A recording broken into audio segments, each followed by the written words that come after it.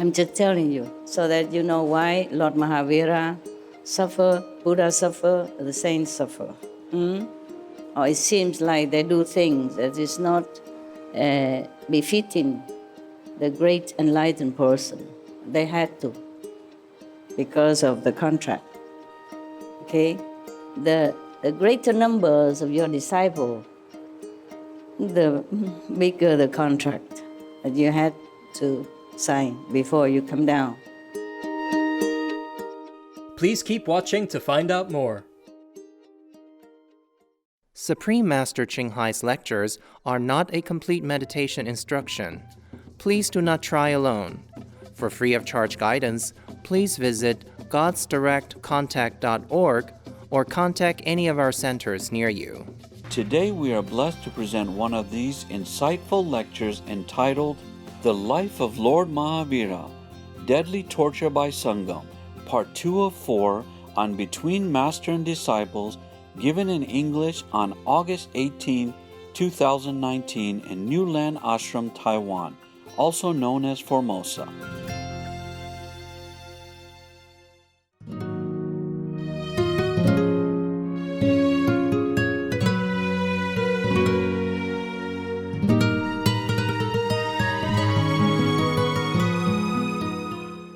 Today, we continue the stories of the Lord Mahavira. Interested? Yes. Today is a longer story than last time. Oh, and it's a bad story. I'm warning you, okay? As I told you already, none in the history of humankind, spiritual practitioners, has suffered so much like Lord Mahavira, all in one lifetime. You understand? Other saints or sages, of course, they suffer. But maybe at the end of their life or in the beginning of their practice, one time, 2, 3 times. Lord Mahavira is continuously suffering up to now and still continue. There's still more story, okay? So, it's very, very sad. By the way, last time I said to you concerning this, karma stuff, karma of the people around, karma of your country, people, karma of your previous lives, karma from the signed contract as well. The thing is, even like I told you last time, no matter who you are, you always have to pay for what you own. Either what you done wrong to other people, or some people has done some favor to you. Yeah? In this lifetime, you must pay them in some sort of favor or actions. That's the way it is, okay? But why does this have to happen? Why, precisely? You would ask me why. Why the Buddha, the highest of all beings, why does he even have to suffer some kind of pain or sorrow or trouble? How would the Buddha done anything wrong, even in the past life? Reincarnated as humans or some exceptional animals. Why? Anybody know?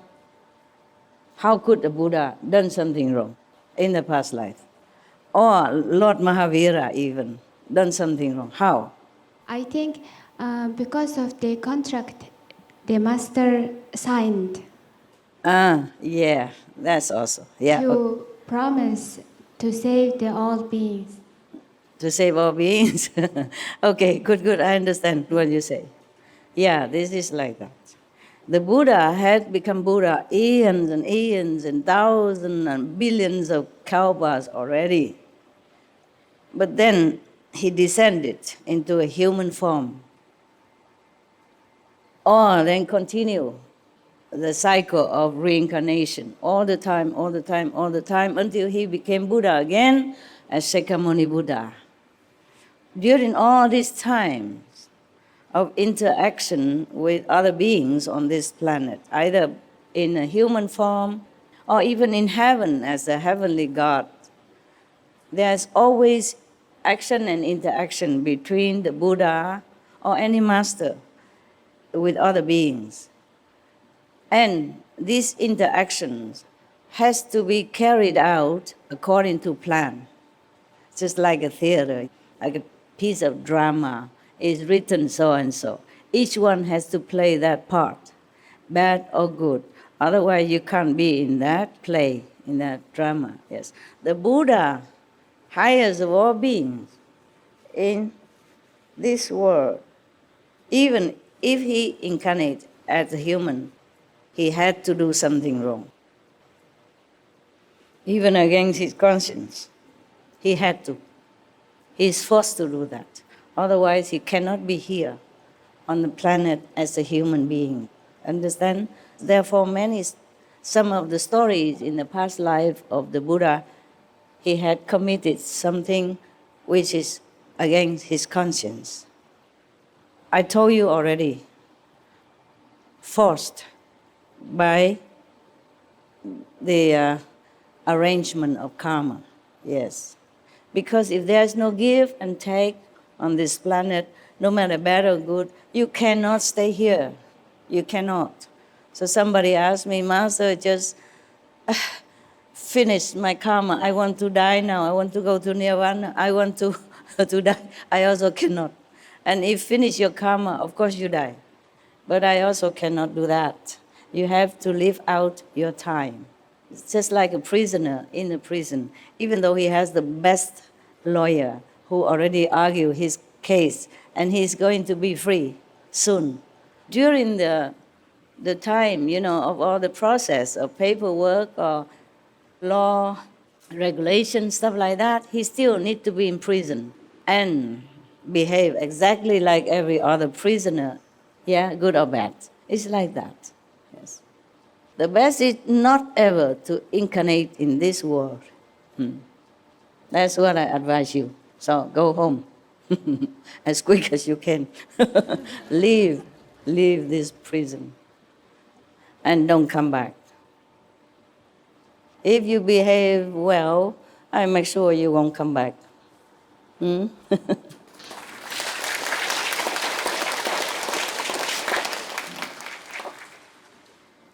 It's your choice also, But also Master will help you.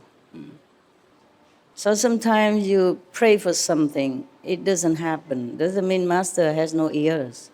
Just that you pray for those things, no good for you. Or maybe it will happen another time, a longer time afterward. Many of my vision, long years ago, doesn't appear immediately.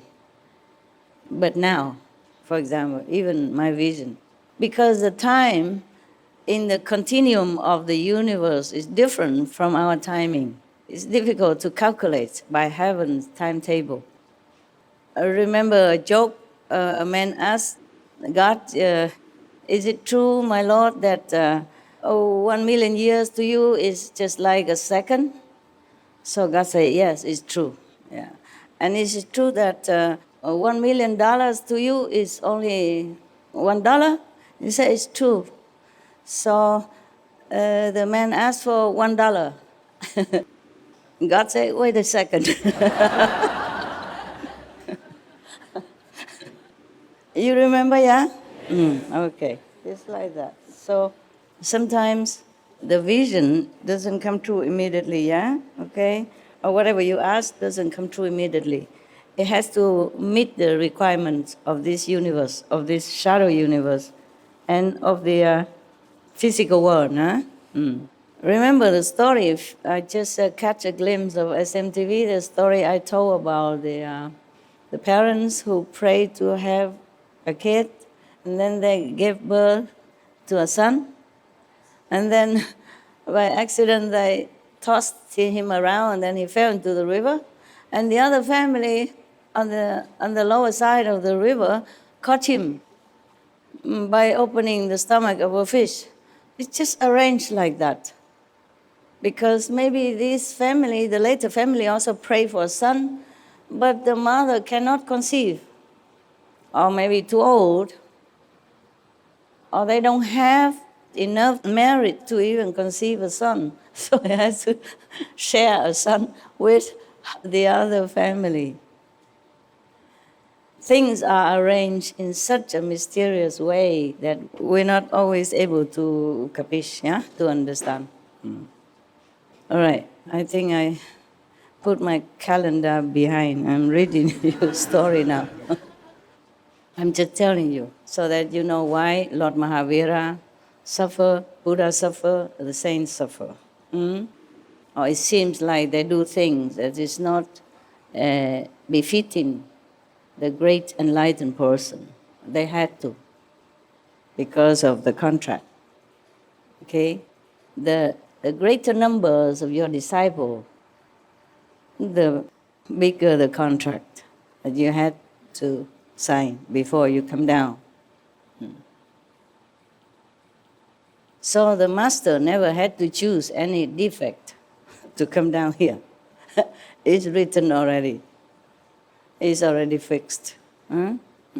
Other people have to choose some defect in order to be born on this planet. Okay, let's go. This story titled Deadly Torture by Sangam. Okay. One day, Shraman Mahavir was doing a special one-night meditation in the Palace Temple in Petal Garden. So he was doing all-night meditation in Palace Temple in Petal Garden outside Petal village. In this practice, one makes his body, mind, psyche, and soul absolutely still and tranquil. Observing the high degree of engrossment in meditation, his meditation, Indra, the other god in heaven, he exclaimed in heaven, "You are great, Prabhu Vardhaman. Today you have no equal as an ascetic and serene, brave, and equanimous spiritualist." Wow. Indra has always been friendly to Lord Mahavira, eh? Thank God he has a friend in high place. Mostly other gods are not so friendly. And now it comes. Sangam, one of the gods in Indra's assembly. When we say God, there are different gods, yeah? There are Almighty God, there's only one. And then there are gods in different degrees, yeah? And goddesses. Only in your school, we don't have gods and goddesses, but we have goddesses. They are equal. Original like that. So Adam and Eve did not come in the original universe. Huh? Or maybe they did. And later on they changed the game because too boring. Every day just playing together like two men together or two women together. There's no excitement, nothing changed. So they probably changed a little bit to spice up their life. And that's how we are here, and that's how we had trouble. Okay? Like father, like sons. Like mothers, like daughters, right? Too bad. So this God, when we say God, that doesn't mean God Indra as well, yeah? It's lower God in his assembly. I think we don't have enough words to describe different stage of godhood. So they just say God, okay? The small God. A God, that means it's not God anyway, right? A God means just one of those small divinity. A God named Sangam in Indra's assembly in heaven was peeved at this praise of a mortal being. So he retorted. He wasn't happy that Indra, the chief god, praised just a mortal person on this lowly planet. Yeah, he wasn't happy. So he retorted, if Devraji promises not to interfere, I can disturb the concentration of Mahavira. It is a child's play for me. He wants to cause trouble, as usual, yeah?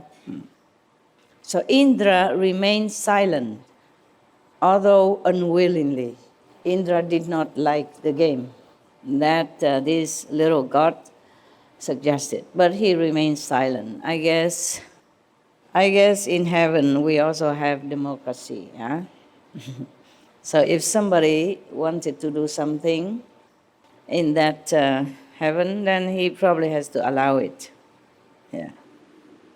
Considering it to be affirmative, Sangham, with all his cunning and power, came to Pola's temple. Because the chief god didn't say anything, even though he objected, but he didn't say anything. Silent means agreement. Yeah. So this little god came down to earth and went to that temple called Polash with all his power and his tricks. Yeah. One after another, he created 20 almost fatal predicaments to disturb Mahavira's meditation. He created a terrible sandstorm. That's the first one. In no time, Mahavira was submerged in a heap of sand. Mahavira, in his unshakable determination, did not even close his eyes. Don't try. I know you're tough already. Don't need to prove anything. Well, I meant it. Because, truthfully, many people on Sunday, Saturday, they stay home. Yeah? They watch TV, they watch football, they went out to have drinks and have fun with their friends and family. And you came here to sit until your bottom feel very sore. And you still sit because the neighbor is sitting. If you stand up, and go out, it's lose some face. So it's very good of you already, yeah? I give you credit for having some spiritual inclination of some sort. And also, you see how many people, billions of people in the world, only you few truly pursue spiritual endeavor and try all your might in such a obstructive, troublesome world to, meditate, to do good, try to think good, and be benevolent, etc. And helping with SMTV sometimes, or helping with the ashram work, or helping the poor, and all this, etc., etc. So you are very good already, okay? I really meant it, and I thank you.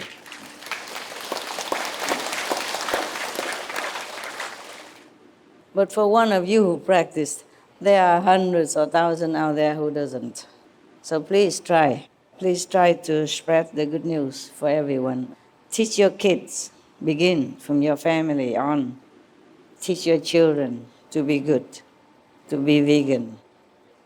And share your knowledge or whatever you know, share SMTV to other friends, neighbors, whomever you know, your colleagues and all that. That is some work to do already, yeah? And I thank you. We need a lot of hands to make this world a better place. I count on you. And some of you out there, some initiates out there who had no chance to be here today or any day, do your job.